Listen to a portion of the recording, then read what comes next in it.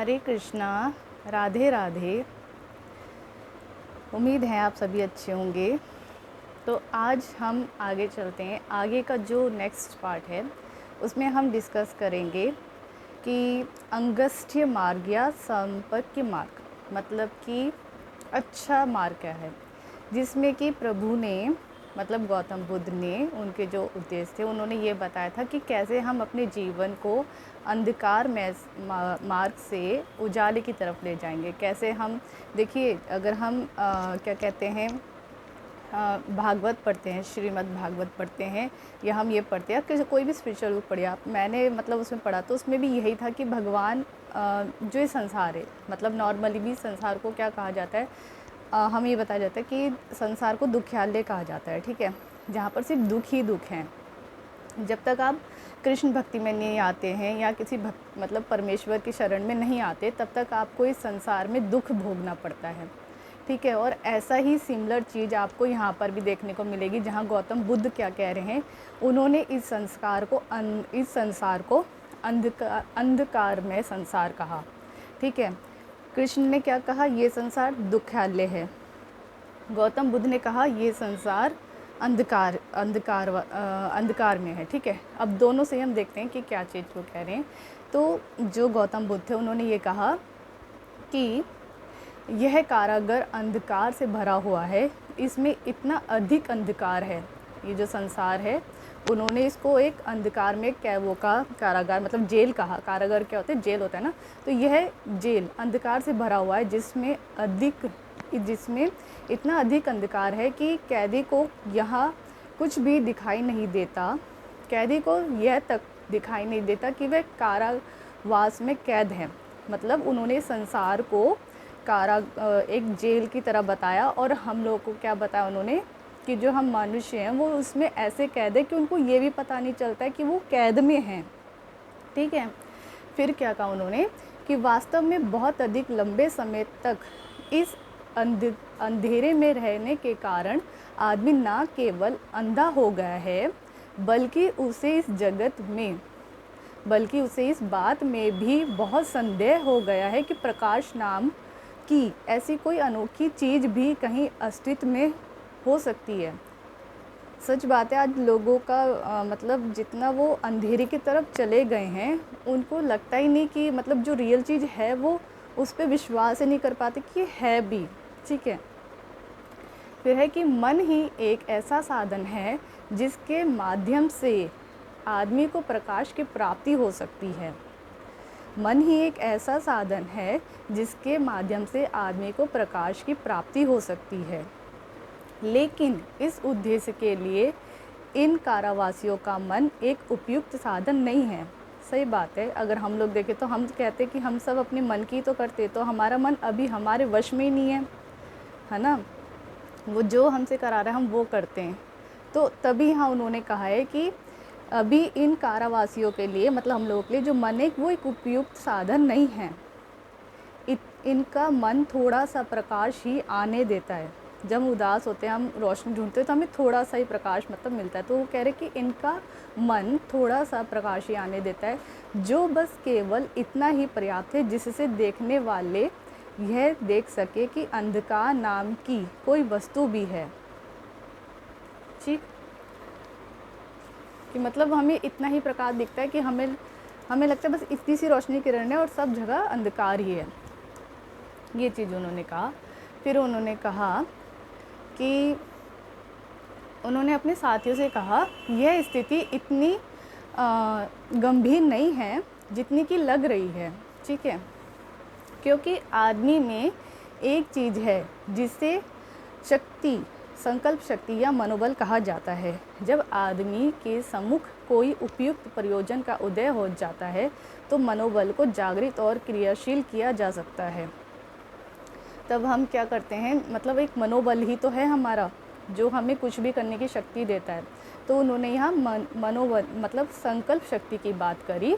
फिर उन्होंने ये कहा कि किसी दिशा में इस मनोबल को लगाया जाए या देखने के लिए पर्याप्त प्रकाश मिलने पर आदमी उस मनोबल का मार्गदर्शन कर सकता है और इस प्रकार बंधन मुक्त हो सकता है। यद्यपि यद्यपि आदमी बंधन में है तो भी वह स्वतंत्र हो सकता है।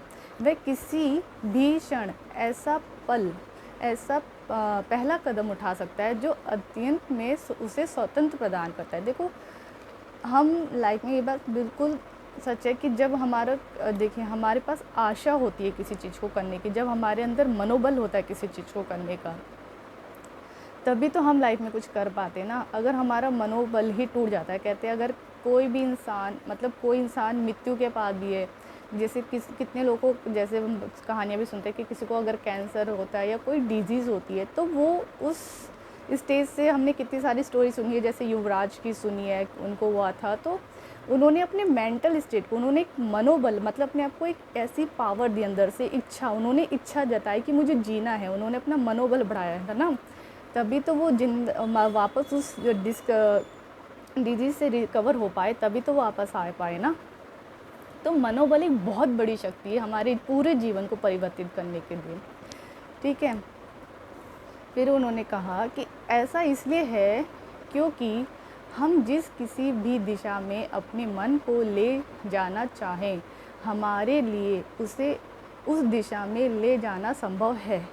यह मन ही है जो हमें जीवन रूपी कारागार का कैदी बनाता है और यह मन ही है जो हमें बनाए रखता है।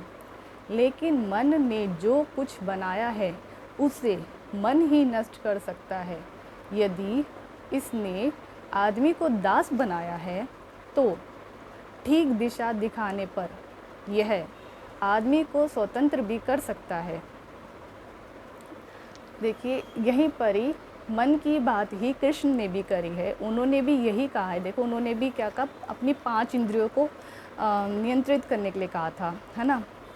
मैं आपको उसका पिक्चर भी दिखा सकती हूँ कि उन्होंने कैसे यहाँ पर हमारे पास जो 6 अध्याय आता है श्रीमद् भगवद गीता में, तो उन्होंने ध्यान योग से हमें अपने मन को क्या कहते हैं, ध्यान उसको सही जगह लाने के लिए बताया था। कैसे उन्होंने ये कहा कि हमें अपनी 5 इंद्रियों को नियंत्रित करना है जिससे कि हम अपने जीवन को सही डायरेक्शन दे सकें।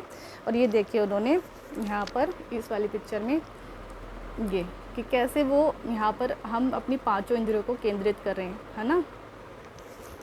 तो यहाँ पर उन्होंने 6 अध्याय में इस चीज़ को बताया कि कृष्ण का कहना भी ये था कि हम जिसने अपने मन पे विजय कर ली उसने अपना जिसने अपने मन पे विजय कर ली उसने अपने आप पे विजय कर ली। वो जब आप अपने आप को कंट्रोल कर लेते हो, अपनी इंद्रियों को कंट्रोल कर लेते हो, तब क्या होता है ना, देखिए, या तो आपको मन चलाएगा या मन आप मन को चलाएंगे।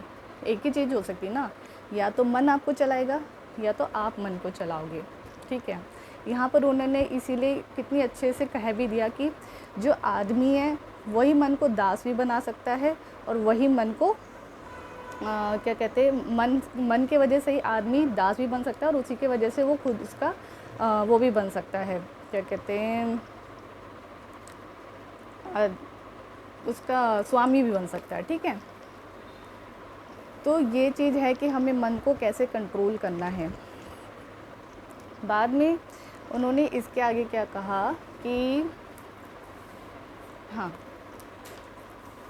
यहाँ पर उन्होंने कहा कि इसके साथ साथ उन्होंने मन की ही बात करते करते कुछ ऐसी और शिक्षाएं दी हमें जो हमारी अच्छी वाणी के लिए हमें कुछ शिक्षाएं दी, जैसे कि आदमी केवल वही बोले, उन्होंने कुछ ऐसी शिक्षाएं दी थी। पहली शिक्षा ये थी कि आदमी केवल वही बोले जो सत्य है, ठीक है।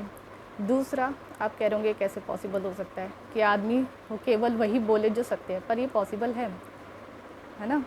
देखिए, ये कुछ झूठ थोड़ी लिखा है हमारी किताबों में, ये सत्य है, इसे फॉलो किया जाता है और जो फॉलो करता है उनकी सफलता आप देखते भी हैं, है ना। तो ये कोई झूठ नहीं है, क्योंकि हम जैसे आज की दुनिया देखते हैं हमें लगता है ये सब कहाँ रह पाएगा, ये सब कहाँ एग्जिस्ट कर पाएगा।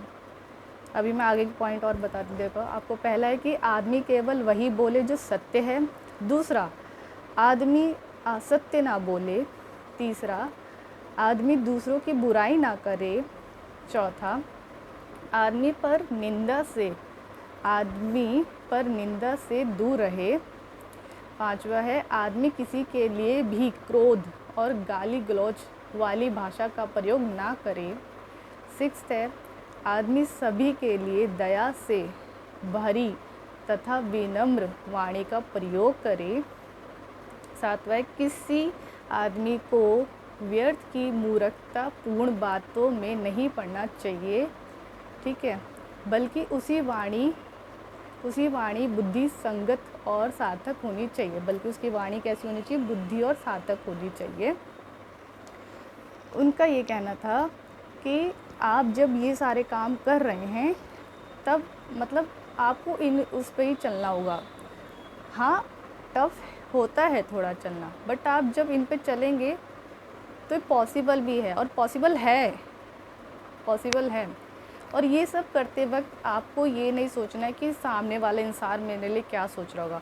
इन्होंने आगे कहा भी है कि जैसा मैंने समझाया है, अच्छी वाणी का व्यवहार किसी भय अथवा पक्षपात के कारण नहीं होना चाहिए। इससे कुछ भी संबंध नहीं होना चाहिए कि कोई श्रेष्ठ आदमी उसके कार्य के बारे में क्या सोचता है, ठीक है। तो आपको इस चीज़ से कोई मतलब नहीं होना चाहिए कि कौन आपके बारे में क्या सोच रहा है, क्योंकि आप जो कर रहे हैं वो ईश्वर की ही मर्जी है ना। आप देखिए, हम कृष्ण भक्ति में भी है, तो यहाँ पर मैं इसके आगे लास्ट में भी आपको एक कृष्ण मतलब जब श्रीमद् भगवद गीता है उससे भी श्लोक दिखाऊंगी, और उसमें भी यही लिखा है अंगष्टि अंग के बारे में, और यहाँ पर भी अंगष्ट मतलब दोनों देखिए कितनी सिमिलर हैं। तो वहाँ पर भी आपको दिखाऊंगी कि कैसे प्रभु जी ने ये बताया है कि हमें कैसे इंसान मतलब अपने मन को केंद्रित करे, और उन्होंने कैसे कहा है कि जब कोई व्यक्ति भक्ति में होता है तो उसके लिए कार्य करना कितना आसान है। तब वो कार्य जो कर रहा है वो परमेश्वर की इच्छा से मतलब परमेश्वर की शरण में कर रहा है। मतलब जो भी उसका कार्य है उस पर परमेश्वर की नज़र है, वो अपने हर कार्य को परमेश्वर की चरण में सौंप के कर रहा है, ऐसे ही नहीं कर रहा है ना। तो किसी भी इंसान का, पहली बात ये कि किसी भी इंसान का अपने साथ ईमानदार होना और अपने भगवान के साथ ईमानदार होना, मतलब पहली बात अगर आप अपने साथ ईमानदार हैं तो वही बहुत बड़ी चीज़ है, ठीक है। साथ में आप लाइफ में अगर मतलब आप लाइफ में कुछ भी कर रहे हो, कुछ भी आपको पता है और आपकी इंटरनल कॉन्फिडेंस है कि ये काम पूर्णतः सही है, इससे ना किसी का कोई गलत हो रहा है, ना इससे किसी का मतलब कोई हार्म हो रहा है किसी को, तो जो कार्य मैं कर रहा हूँ उसमें परमेश्वर की इच्छा है और उनका साथ है, ठीक है। तो जब आप और आपके परमेश्वर दोनों साथ है तो उसके बीच में तीसरे के आने का कोई मतलब नहीं है। फिर कोई कुछ भी कहे उससे आपको मतलब नहीं होना चाहिए, है ना, क्योंकि कहा जाता है ठीक है, बट आप किस लिए काम कर रहे हैं, आपके गोल आपके माइंड में बिल्कुल क्लियर है ना। यही जो मैं बात कह रही हूँ वही बात आगे गौतम बुद्ध ने भी कहा कि प्रत्येक व्यक्ति को अपनी जीविका कमानी ही होती है, लेकिन अपनी जीविका कमाने के कुछ तरीके हैं और उन तरीक़ों में कुछ बुरे हैं और कुछ अच्छे हैं। बुरे तरीके वह हैं जो किसी को चोट पहुंचाते हैं और किसी के साथ अन्याय करते हैं। देखिए ये बात बिल्कुल सही, अगर हम देखें ना आज भी, तो अगर जो धन किसी उससे लाया जाता है, छीना झपटी से लाया जाता है, किसी को दुखी करके लाया जाता है, वो धन कभी नहीं फलता है, ना उस घर में कभी फलता है। मैं आपको थोड़ा सा स्टोरी बता रही हूँ कि आप खुद ही देख लेना इस चीज़ को कि जिस घर में ऐसा धन आता है उस घर में ना खुशियाँ होती है, वहाँ के लोग आप खुद देख लेना इस चीज़ को, उस घर को सिम्टम आप देख लेना, मतलब जैसे होते हैं, तो उस घर में ना खुशियाँ रहती हैं, ना ही उस घर के जो व्यक्ति होते हैं स्वस्थ रहते हैं। ये चीज़ें होती है और मैं ज़्यादा नहीं बताऊँ। फिर उसके बाद क्या है कि इसलिए आपको देखना होगा कि जो आपका धन आ रहा है वो किस माध्यम से आ रहा है, क्योंकि आप फलते फूलते और अच्छी चीज़ें जब भी आपके पास रहती है जब आप किसी अच्छे मार्ग से चल रहे हो। ईश्वर का साथ हमेशा तभी मिलेगा जब आप सही मार्ग से चल रहे हो। अगर आपने ज़रा सी भी इधर उधर करी तो वहाँ फिर ईश्वर साथ नहीं देते हैं। सिंपल सी चीज़ है। फिर उसके बाद उन्होंने कहा कि अच्छे तरीके वह हैं जिससे आदमी बिना किसी को हानि पहुंचाए अथवा बिना किसी के साथ अन्याय किए अपनी जीविका कमाता है, यही अच्छी आजीविका है। ठीक है, तो इस तरीके से हमें अपना धन या कुछ भी लाइफ में कमाना चाहिए। हम कुछ भी कर रहे हो उसमें हमें, हाँ, मतलब चाहे हम स्टूडेंट लाइफ में हो, चाहे हम किसी ऑफिस में काम कर रहे हो, चाहे हम वर्ल्ड में कहीं भी हो, अगर मतलब जब हम इंसान हैं तो हमें ये पता होना चाहिए कि हमें किस तरीके से अपना कार्य करना है कि दूसरे सामने वाले इंसान को हमारी वजह से कोई तकलीफ़ ना हो, है ना। यही तो सबसे बड़ी वो चीज़, मतलब यही तो इंसानियत है, यही तो हमारा गुण है ना। फिर इसके बाद उन्होंने ये कहा कि उन्होंने अपने साथियों से कहा, जब आप ये करेंगे, है ना, तब उन्होंने कहा कि अपने साथियों से कहा, अच्छी दृष्टि, अच्छा संकल्प, अच्छी वाणी, अच्छा कर्तव्य, अच्छी आजीविका, अच्छा व्यायाम, अच्छी स्मृति यानी अच्छी याददाश्त एंड अच्छी समाधि प्राप्त करने का प्रयास करने वाले व्यक्ति के मार्ग में 5 बाधाएं और बंधनें आती हैं। मतलब उन्होंने कहा कि जब कोई इनको प्राप्त करने की कोशिश करता है तो कुछ प्रॉब्लम आती है, ठीक है। और वो प्रॉब्लम्स कैसी होती हैं, वो 5 बाधाएं क्या हैं? वो 5 बाधाएं ये हैं कि लोभ आएगा। देखिए, कहीं भी डिवाइन भी ना आपका बहुत जगह बहुत तरीके से टेस्ट लेता है, ठीक है। मान लीजिए किसी ने आपके पास, सबसे बड़ी चीज़ जो है ना, देखिए किसी ने आप यहाँ कह रहे लोभ यानी कि मतलब अगर किसी ने आपको इतना दिया है, वो कह रहा है कि मेरा ये काम कर दे, इसके ऊपर मैं तुझे ये भी दूंगा, आप आ गए लोभ में, ठीक है। तो ऐसा नहीं करना है ना, वहाँ पर टेस्टिंग भी चलती है, डिवाइन टेस्टिंग बहुत ली जाती है स्पिरिचुअल लाइफ में, ठीक है। तो यहाँ कह रहे हैं कि 5 बाधाएं कौन कौन सी। लोभ है, देखा जाएगा कि लोभ आपके बीच में आ रहा है कि नहीं आ रहा, जब आप सही मार्ग पे चल रहे हैं, ठीक है। लोभ देखा जाएगा, लालच देखा जाएगा, द्वेष देखा जाएगा, आलस्य देखा जाएगा, ठीक है।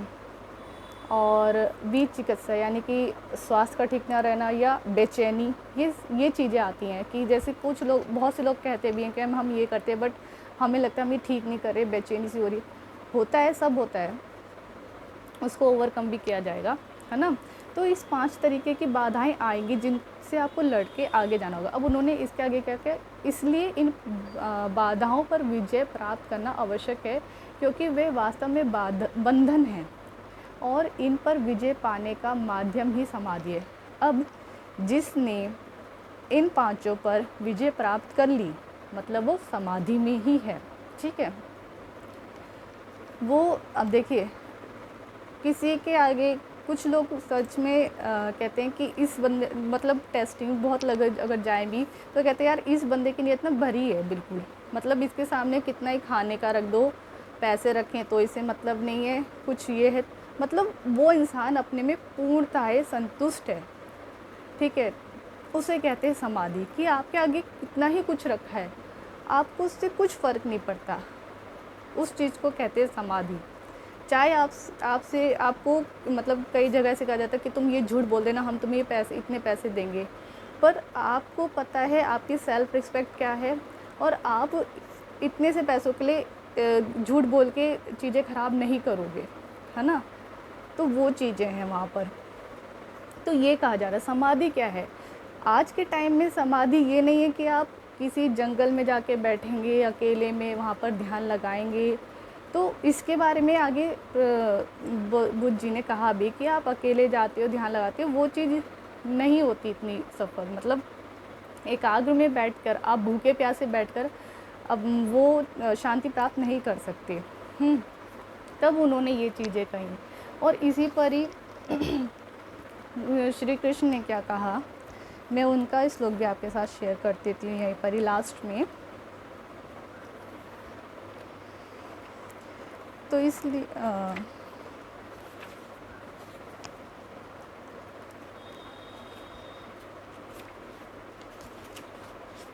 देखिए यहाँ पर छठे अध्याय में ध्यान योग में प्रभु ने क्या कहा कि श्लोक है, ये श्री भगवानुवाच्य है, जहाँ पर मैं आपको इसका ताथ्य बता रही हूँ सीधे। यहाँ कह रहे हैं कि इस अध्याय यहाँ कह रहे हैं प्रभु कि अंगष्टि योग पद्धति मन तथा इंद्रियों को वश में करने का साधन है। ठीक है, अभी यहाँ पर भी हमने अंगष्टि ही पढ़ा था और यहाँ पर भी अंगष्टि ही लिखा है और वही बात चल रही है सेम। तो यहाँ कह रहे हैं अंगष्टि योग पद्धति मन तथा इंद्रियों को वश में करने का साधन है, किंतु इस कलयुग में सामान्य जनता के लिए इसे संपन्न कर पाना अत्यंत कठिन है।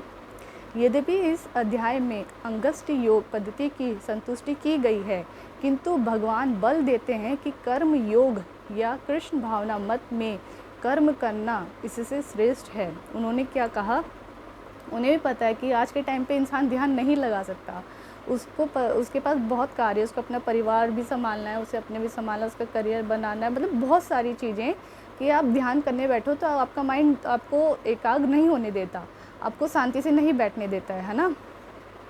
वो कहेगा पहले ये कर ले, पहले वो कर ले, तो मतलब बहुत सारी चीज़ें आ जाती। तो भगवान को ही पता है कि आज के इंसान के लिए इतना आसान नहीं है ध्यान में बैठना। ठीक है, तब उन्होंने क्या कहा कि कर्म योग या कृष्ण भावना मत में कर्म करना ही इससे श्रेष्ठ है।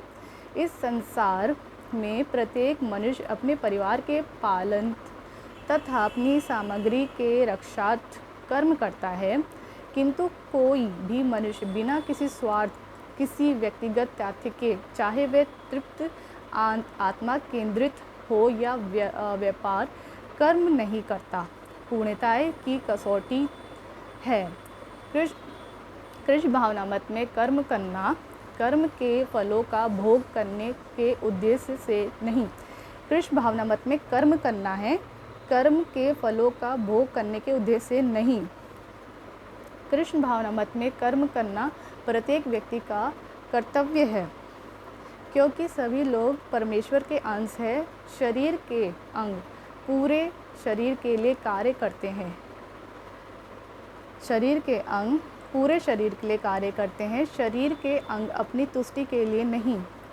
मतलब उन्होंने क्या कहा, पहले उन्होंने ये कहा कि सभी लोग परमेश्वर के अंग हैं। ठीक है, फिर उन्होंने कहा कि शरीर के अंग पूरे शरीर के लिए कार्य करते हैं, शरीर के अंग अपनी तुष्टि के लिए कार्य नहीं करते। मतलब जो हम लोग हैं, हमें अपनी तुष्टि के लिए कार्य नहीं करना चाहिए, हमें परमेश्वर, मतलब हमें जो कार्य करना है वो परमेश्वर के लिए करना है, उनका कहना ये।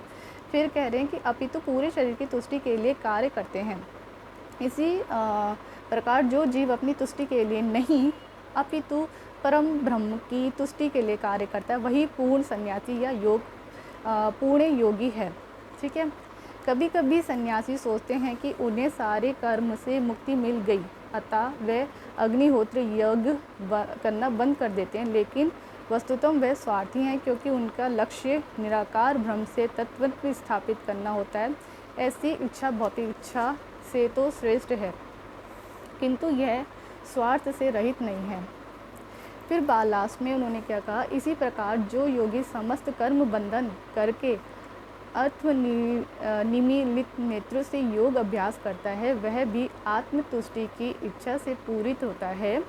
किंतु कृष्ण भावना भक्ति व्यक्ति बिना किसी स्वार्थ के पूर्ण ब्रह्म की तुष्टि के लिए कार्य करता है। कृष्ण भावना भक्ति व्यक्ति को कभी भी आत्मतुष्टि की इच्छा नहीं रहती है, उसका एकमात्र लक्ष्य कृष्ण को प्रसन्न करना रहता है, अतः वह पूर्ण सन्यासी या पूर्ण योगी होता है। त्याग के सर्वोच्च प्रतीक भगवान चैतन्य प्रार्थना करते हैं, हे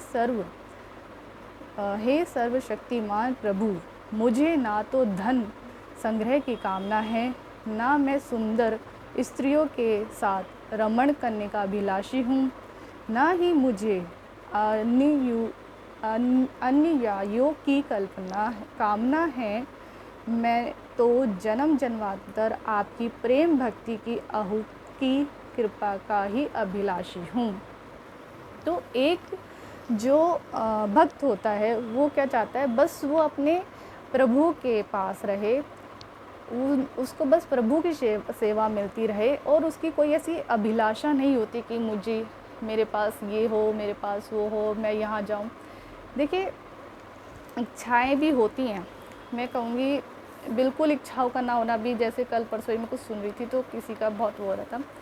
देखिए, डिज़ायर, इच्छा जैसे हम कहते हैं, अभी इसके बाद थोड़ा और बता दूँ मैं। इच्छाओं का होना भी ज़रूरी है, इच्छाएं होना गलत नहीं है, ठीक है। क्योंकि अगर इच्छा नहीं होगी या आपके जीवन में डिज़ायर नहीं होंगे तो आप काम किसके लिए करेंगे, है ना। आप कृष्ण भक्ति में कर्म कर रहे हैं, वहाँ पर भी तो आपको है ना, मतलब इच्छा क्या कि मैं प्रभु के पास रहूँ। आपका डिज़ायर है कि प्रभु हमेशा मेरे साथ रहें। आप क्या चाहते हैं कि मतलब परमेश्वर की कृपा चाहते हैं, हमेशा उनका साथ चाहते हैं, तो ये कोई गलत डिज़ायर नहीं है ना। और डिज़ायर इसलिए भी होनी चाहिए कि वही, तभी तो आप मोटिवेट रहोगे, तभी तो कुछ करोगे। अगर आपके मन में कोई भी डिज़ायर नहीं होगी तो आप काम ही क्यों करोगे, है ना। आपकी बुद्धि ही आपको काम नहीं करने देगी फिर। जब आप सोचिए ना, आपके जीवन में अगर कोई भी सपना नहीं है, कोई भी गोल नहीं है, तो आप अपने जीवन को व्यर्थ ही करेंगे। तब आप अपने जीवन तब ये नहीं सोचेंगे यार कि मुझे ऐसा जीवन मतलब जब आपकी लाइफ में कोई गोल ही नहीं है, कोई डिज़ायर ही नहीं है कुछ करने की, कोई चाह ही नहीं है, तो लाइफ में क्या करेंगे आप। बस उठेंगे, खाएंगे, पिएंगे, जाएंगे, मतलब बहुत आलसी भरा जीवन होगा ना।